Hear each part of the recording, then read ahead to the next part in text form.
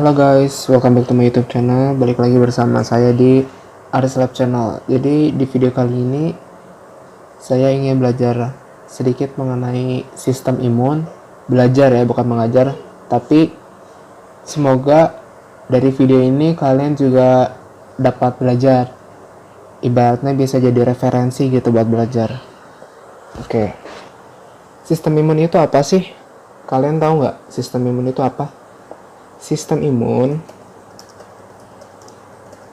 adalah suatu sistem kekebalan tubuh yang melindungi tubuh dari patogen. Gitu.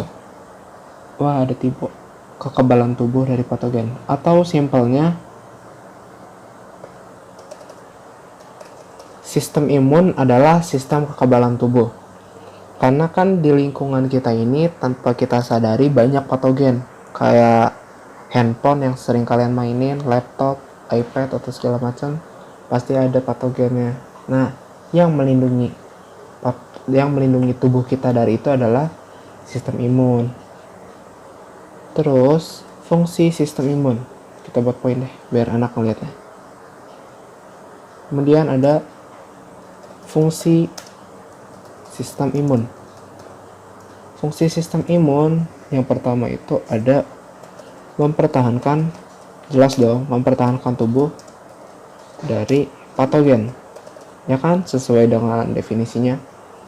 Nah, patogen yang di sini tuh yang dimaksud adalah virus dan bakteri.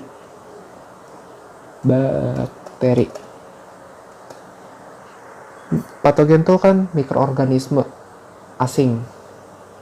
Tapi apakah semua virus dan bakteri itu patogen? Tidak. Ada bakteri-bakteri yang tidak jahat. Patogen itu yang dapat membuat tubuh kita menjadi sakit. Jadi penyakit gitu istilahnya. Terus yang kedua, menyingkirkan sel yang sudah rusak. Jadi sel yang sudah rusak ya dimatiin aja, dibunuh, diganti lagi sama sel yang baru. Yang ketiga, mengenali dan menghancurkan sel abnormal. Sel abnormal itu yang dimaksud adalah contohnya sel kanker.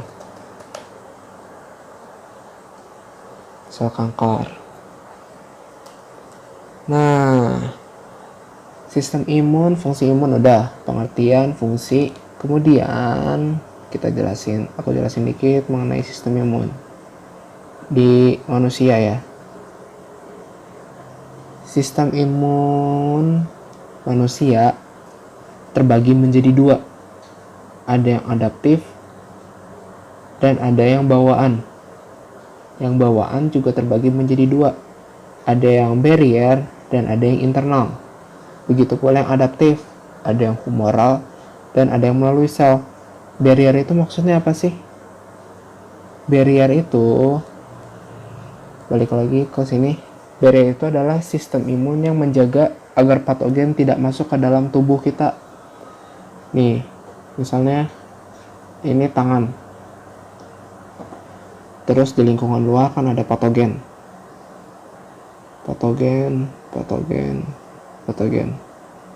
Nah, si sistem imun barrier ini menjaga tubuh kita dari patogen-patogen ini agar tidak masuk ke dalam tubuh kita. Itulah fungsi dari sistem imun yang barrier. Dan terus ada lagi yang internal. Kalau internal apa? Kalau internal itu kebalikannya dari barrier. Kalau internal itu akan bekerja saat patogen masuk ke dalam tubuh kita dan menjadi penyakit akhirnya. Kita gambar lagi. Ini tangan ya misalnya. Nah, ada patogen di lingkungan luar dan ada patogen yang sudah masuk ke dalam tubuh. Nah, patogen yang udah masuk ke dalam tubuh ini akan diserang oleh sistem imun internal. Yang menyerang siapa? Sel darah putih. Kalau tadi yang bawaan, dia itu yang menyerang, bukan menyerang, yang melindungi apa? Yang melindungi itu contohnya ada kulit, epitel permukaan, dan lendir. Tulis ya.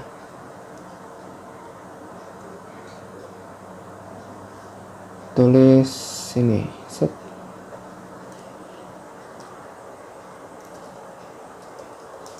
Sistem imun bawaan. Tadi yang pertama itu terbagi menjadi dua, ada barrier dan ada internal. Kalau yang barrier itu kan melindungi agar patogen tidak masuk. Contohnya itu ada kulit, lendir, sama pokoknya epitel permukaan. Kalau internal yang menyerang itu adalah sel darah putih. Nah, selain itu juga ada, ini susah banget, sistem imun adaptif.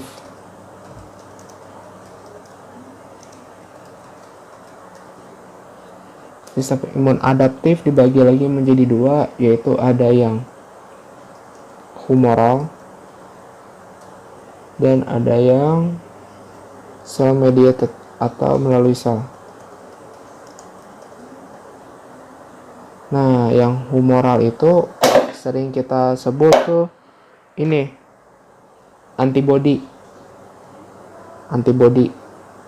Kalau yang melalui sel, ya berarti sel yang menjaga agar tidak terkena penyakit, meningkatkan sistem imun dia. Terus gimana cara kerja sistem imun adaptif ini? Ini bakal dijelasin. Nah, ada gambar bagus nih, kayak gini. Oke, ada coretan. Sip. Sistem imun adaptif. Nah, sistem imun adaptif itu bekerja pada virus dan bakteri patogen jahat ya, yang udah masuk ke tubuh kita dan buat penyakit. Nah, jadi di sini ada antigen dari patogen. Antigen itu apa? Antigen itu zat yang merangsang sistem imun menghasilkan antibodi. Gitu. Jadi si antigen dari patogen ini bisa langsung menstimulasikan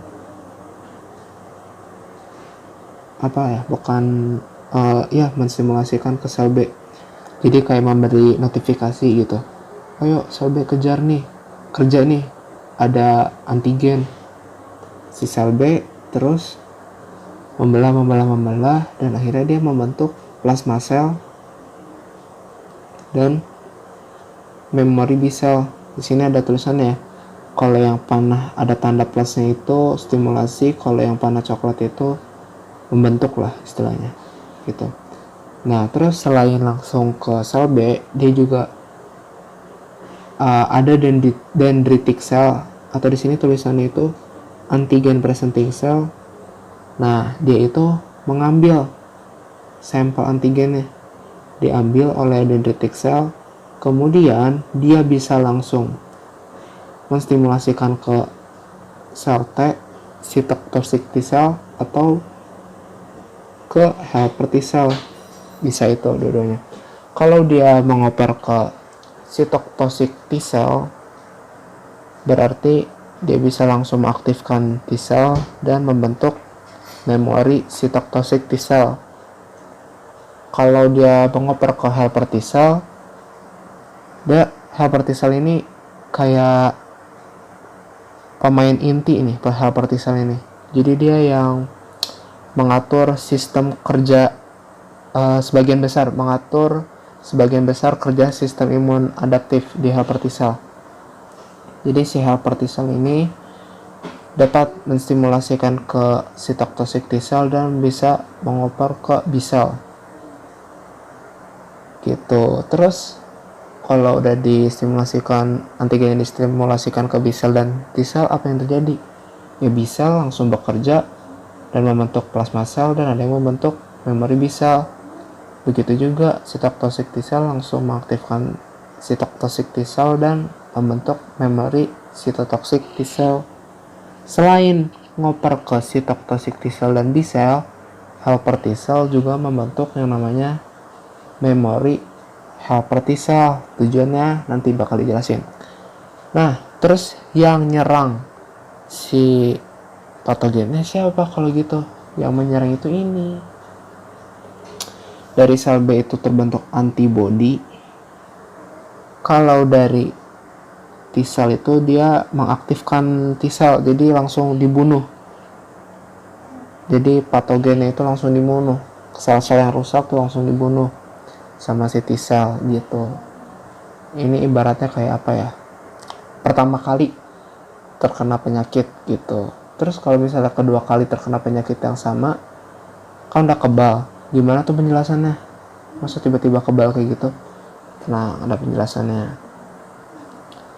Kalau yang udah terkena penyakit, misalnya pernah terkena cacar air, terus terkena lagi katanya kebal, jadi aman-aman aja. Kok bisa? Karena si antigen yang pertama kali tadi sudah ada di memorinya helper T cell. Jadi kerjanya lebih cepat. Memori helper T cell ini langsung aja menstimulasi ke memori B cell dan menstimulasikan ke memori sitotoxic T cell. Memori B cell dan memori sitotoxic T cell yang melakukan kerjanya masing-masing. Kalau yang memori B cell dia membuat plasma cell dan terbentuk antibody. Kalau yang memori sitotoxic T cell mengaktifkan sel T dan membunuh patogennya. Terus berarti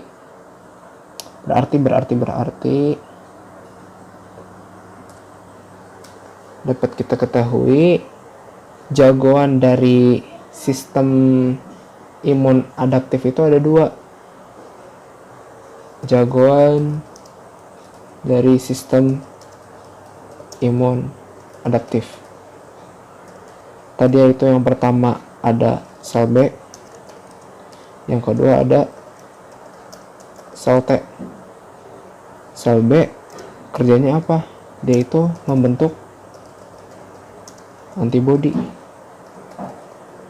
Terus sel T apa? Sel T dia tidak membentuk antibody, tapi dia langsung membunuh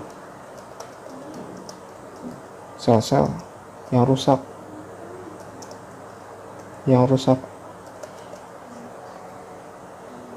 Atau yang sudah terinfeksi dengan virus atau bakteri jahat gitu.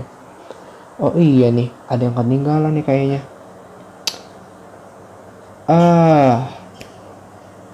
Sifatnya. Kita belum bahas sifatnya. Sifat sistem imun bawaan. Tadi kan dijelasin ya, sistem imun bawaan itu yang berasal dari ibu.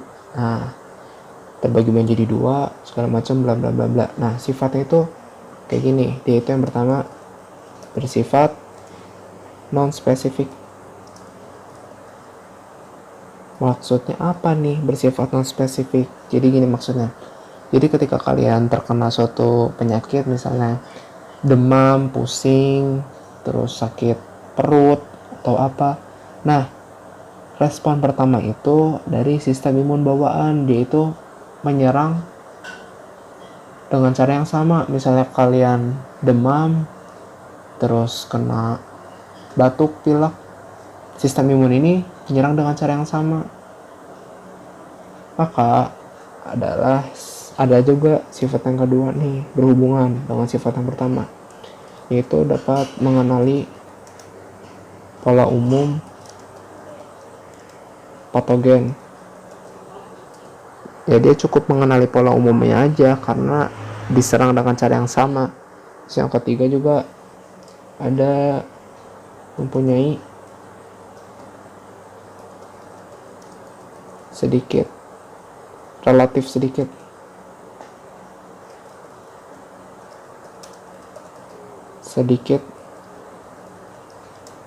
Reseptor.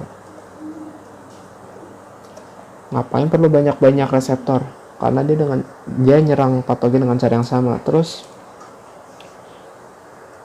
ada juga sifat sistem imun adaptif. Yang pertama, dia itu bersifat spesifik. Apa maksudnya bersifat spesifik? Bersifat spesifik itu kebalikan dari bersifat non spesifik, ya enggak? Kalau tadi yang non spesifik menyerang dengan cara yang sama, kalau spesifik dengan cara yang berbeda. Jadi misalnya kalian terkena cacar air, terus kalian sembuh, kalian kebal tuh terhadap cacar air, tapi kalian belum tentu kebal dengan cacar api. Kenapa? Karena cara sistem imun adaptif menyerang cacar air berbeda dengan cacar api, gitu. Makanya dia dibilang spesifik. Terus yang kedua, sifatnya itu dia bekerja lebih kuat dibandingkan yang sistem imun bawaan. Terus yang ketiga, dia dapat menginduksi sistem imun bawaan. Jadi sistem imun bawaan jadi lebih kuat. Nah, tadi dijelasin nih cara kerja sistem imun adaptif ya. Udah yang membentuk antibodi dan yang sel T. Berarti kalian udah tahu dong mestinya cara sistem imun adaptif membentuk antibodi itu gimana. Terus aja deh. Kok nggak ada? Nah, pembentukan antibodi. Yang pertama, tadi kita lihat nih gambarnya nih. Ada dua cara kan, antibodi dibentuk oleh sel B, ya kan?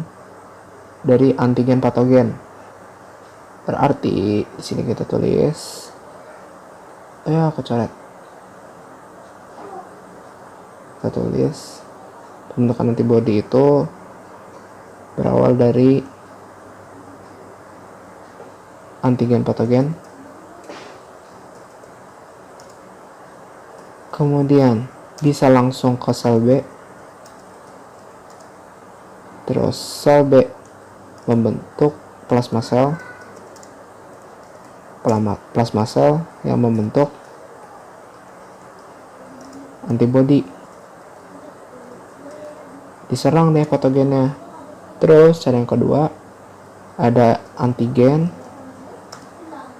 antigennya ini sampelnya diambil oleh dendritic cell. Dendritic cell ini menstimulasikan ke sel B. Sel B sama lagi cara kerjanya. Sel B membentuk plasma sel membentuk antibodi, gitu cara pembentukan antibodi.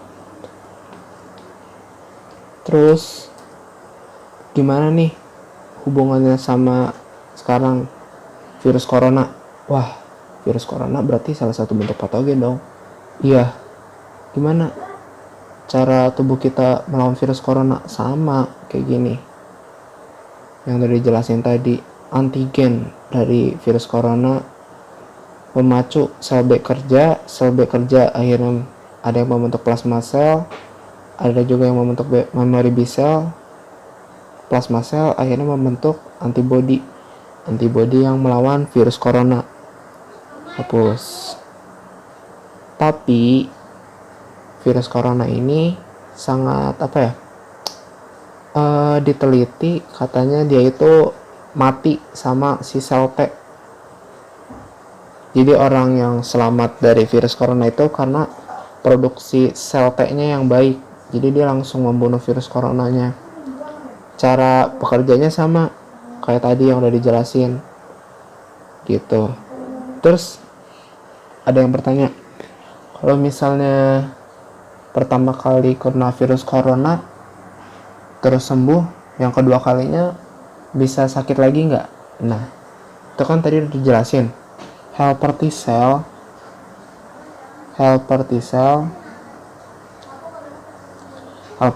itu kan membentuk yang namanya memori helper T cell. Nah, kalau kita udah terkena 2 kali, misalnya pertama kena COVID nih, udah sembuh, terus kedua kalinya masuk lagi nih virus COVID, memori helper T cell udah langsung tahu, wah ini virus yang kemarin nih, virus COVID. Nah, berarti si memori helper T cell ini langsung mensimulasikan memori ke memori B cell dan memori sitotoxic T cell. Jadi bekerjanya lebih cepat. Nah, memori B cell dan T cell ya bekerja masing-masing. Kalau memori B cell dia membentuk plasma cell dan terbentuk antibodi. Kalau memori sitotoxic T cell dia mengaktifkan sel T. Sel T langsung membunuh virus corona. Antibodi juga kayak gitu. Cuman yang paling ampuh katanya sel T yang langsung bunuh virus corona itu. Jadi bisa dibilang kalau kalian sudah sembuh dari virus corona dan kedua kalinya kalian tiba-tiba terkena lagi, kalian akan kebal gitu, karena sistem imun adaptif kalian sudah kenal dengan virus corona. Terus apa yang harus kita lakukan biar kita terhindar dari virus corona? Ini caranya.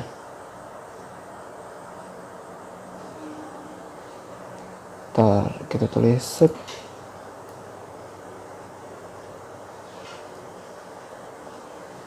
Cara agar terhindar virus corona. Kalau sistem imun ya kalian cukup ini aja. Kalian harus memastikan sistem kekebalan tubuh kalian dalam kondisi yang optimal. Kayak gimana biar kondisi sistem kekebalan tubuh dalam kondisi optimal? Ya kalian olahraga secara teratur, terus makan makanan yang bergizi, yang sehat, dan istirahat yang cukup. Udah itu aja. Biar kalian terhindar dari virus corona cukup kok ini. Terus ya terapkanlah itu yang sudah dikatakan oleh pemerintah, physical distancing.